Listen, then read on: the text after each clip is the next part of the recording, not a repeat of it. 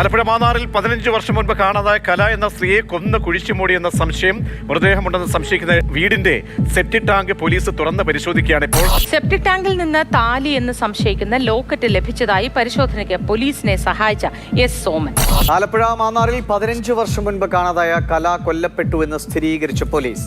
കൊലപാതകത്തിന്റെ തെളിവുകൾ ലഭിച്ചു. മാന്നാർ കൊലക്കേസിലെ പ്രതികളുമായി പോലീസ് കോടതിയിലേക്ക് പോവുകയാണ്. അല്പസമയത്തിനകം തന്നെ പ്രതികളെ പോലീസ് സ്റ്റേഷനിൽ നിന്ന് കോടതിയിലേക്ക് കൊണ്ടുപോകും.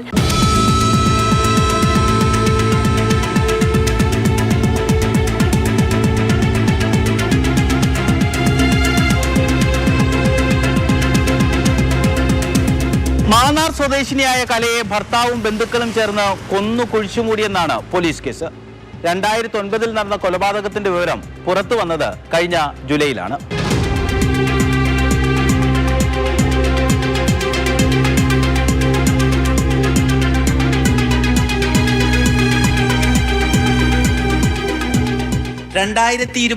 ആദ്യം അമ്പലപ്പുഴ പോലീസിന് ഒരു ഊമക്കത്ത് ലഭിച്ചു.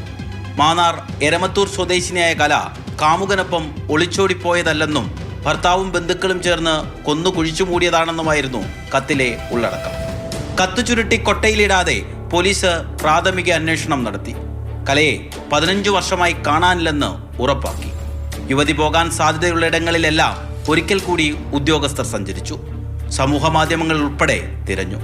പക്ഷേ കല ജീവനോടെ ഉണ്ട് എന്നതിന് ഒരു തുമ്പും ലഭിച്ചില്ല. കലയുടെ വീട്ടുകാരോടും നാട്ടുകാരോടും തിരക്കിയപ്പോൾ കാമുകനൊപ്പം ഒളിച്ചോടിപ്പോയെന്ന് എല്ലാവരും ഒരേ സ്വരത്തിൽ പറഞ്ഞു. പക്ഷേ സംശയമുള്ള ചിലരെ വിശദമായി ചോദ്യം ചെയ്തപ്പോൾ ചില സൂചനകൾ ലഭിച്ചു. തുടർന്നാണ് അനിൽകുമാറിന്റെ ബന്ധുക്കളായ ജിനു, സോമരാജ്, പ്രമോദ് എന്നിവരെ അറസ്റ്റ് ചെയ്തത്.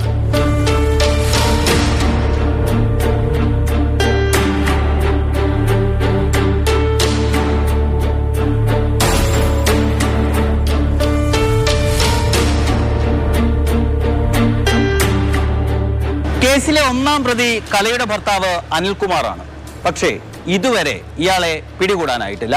ഇസ്രയേലിലാണ് അനിൽകുമാർ ഉള്ളത്. ഇയാളെ നാട്ടിലെത്തിക്കാൻ പോലീസ് അവരുടേതായ പല മാർഗങ്ങളും പ്രയോഗിച്ചെങ്കിലും വിജയിച്ചില്ല.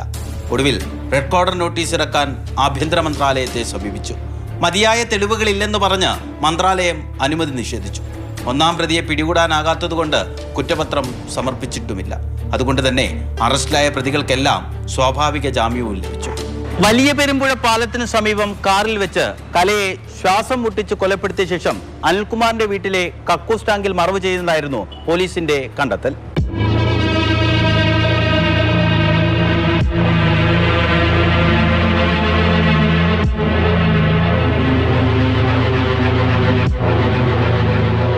മൃതദേഹം വീണ്ടെടുക്കാനായി അനിലിന്റെ വീട്ടിലെ കക്കൂസ് ടാങ്കിൽ പരിശോധന നടത്തിയെങ്കിലും കാര്യമായി ഒന്നും ലഭിച്ചില്ല. കിട്ടിയ മുടി ഉൾപ്പെടെയുള്ളവ DNA പരിശോധനയ്ക്കായി അയച്ചിരിക്കുകയാണ്. ഫലം ലഭിക്കാൻ ഇനി കുറച്ചുനാൾ കൂടി കാത്തിരിക്കേണ്ടി വരും.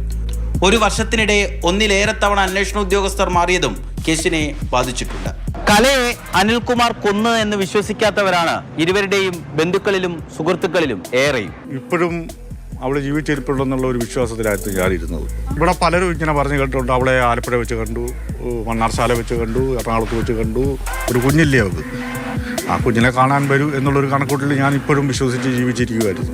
കൈക്കുഞ്ഞിനെ ഉപേക്ഷിച്ച് കാമുകനൊപ്പം പോയവളാണ് കലയെന്നാണ് അവരുടെ വീട്ടുകാർ പോലും വിശ്വസിച്ചിരുന്നത്. പ്രണയിച്ച് വിവാഹം കഴിച്ച ഭാര്യയ്ക്ക് അങ്ങനെ ഒരു പ്രതിച്ഛായ വളരെ വേഗത്തിൽ തന്നെ അനിൽകുമാർ നാട്ടിലുണ്ടാക്കി കൊടുത്തു.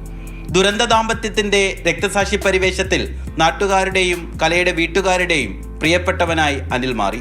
കലയെ ചില സ്ഥലങ്ങളിൽ വെച്ച് കാമുകനൊപ്പം കണ്ടെന്ന് ക്രമമായ ഇടവേളകളിൽ നാട്ടിൽ വാർത്ത പ്രചരിപ്പിച്ചുകൊണ്ടേയിരുന്നു. മറ്റൊരു വിവാഹം കഴിച്ചിട്ടും കലയുടെ വീട്ടുകാരെ സാമ്പത്തികമായി സഹായിക്കുന്നതും അനിൽ തുടർന്നു. 16 വർഷമായി കലയെക്കുറിച്ച് ഒരു വിവരവുമില്ല. കൊല്ലപ്പെട്ടെന്ന് പോലീസ് തീർത്തു പറയുന്നു. പക്ഷേ അത് കോടതിയിൽ തെളിയിക്കുക ശ്രമകരമാണ്.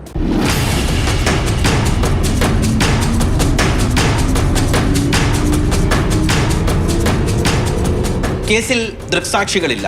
കൃത്യം നടന്ന സ്ഥലത്തു നിന്നുള്ള തെളിവുകളുമില്ല. കക്കൂസ് ടാങ്കിൽ കുഴിച്ചുമൂടിയെന്ന് പറയുന്ന മൃതദേഹത്തിന്റെ കാര്യമായ യാതൊരു അവശിഷ്ടങ്ങളും ലഭിച്ചിട്ടുമില്ല. ഒന്നാം പ്രതിയെ പിടികൂടാനായിട്ടുമില്ല. അതുകൊണ്ട് തന്നെ കേസ് കോടതിയിൽ തെളിയിക്കാൻ പ്രോസിക്യൂഷൻ ഏറെ വിയർപ്പൊഴുക്കേണ്ടി വരും. തെളിവുകളുടെ അഭാവത്തിൽ പ്രതികളെ കോടതി വെറുതെ വിട്ടാൽ കല എവിടെ എന്തു പറ്റിയെന്നുള്ള ചോദ്യങ്ങൾ അവശേഷിക്കും.